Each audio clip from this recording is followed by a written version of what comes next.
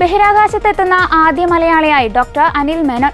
Indian സമയം പുലർച്ചെ 2 മണിയോടെയാണ് അനിൽ മേനോൻ ഉൾപ്പെടെയുള്ള 3-അംഗ സംഘം അന്താരാഷ്ട്ര ബഹിരാകാശ നിലയത്തിൽ പ്രവേശിച്ചത്. റഷ്യൻ പേടകമായ സോയൂസ് MS-29 ഈ ചരിത്രയാത്ര. ബഹിരാകാശ നിലയത്തിൽ പാദമുദ്ര പതിപ്പിക്കുന്ന ആദ്യ മലയാളിയായി മാറിയിരിക്കുകയാണ് ഡോക്ടർ അനിൽ മേനോൻ.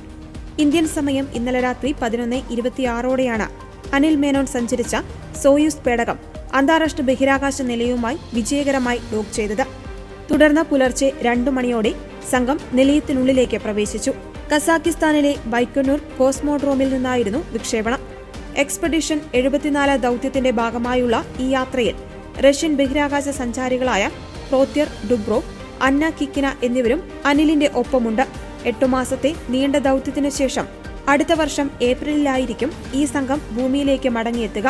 റഷ്യൻ ബഹിരാകാശ ഏജൻസിയായ റോസ്കോസ്മോസിന്റെ നേതൃത്വത്തിൽ അതീവ നിർണായകമായ ശാസ്ത്ര പരീക്ഷണങ്ങളാണ് ഈ ദൌത്യത്തിൽ ലക്ഷ്യമിടുന്നത്.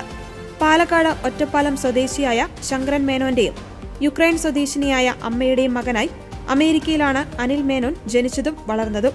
ഹാർവാർഡ് സർവകലാശാലയിൽ നിന്ന് ന്യൂറോബയോളജിയിൽ ബിരുദവും സ്റ്റാൻഫോർഡിൽ നിന്ന് മെഡിക്കൽ ബിരുദവും മെക്കാനിക്കൽ എഞ്ചിനീയറിംഗിൽ ബിരുദാനന്തര ബിരുദവും നേടിയ പ്രതിഭയാണ് അദ്ദേഹം.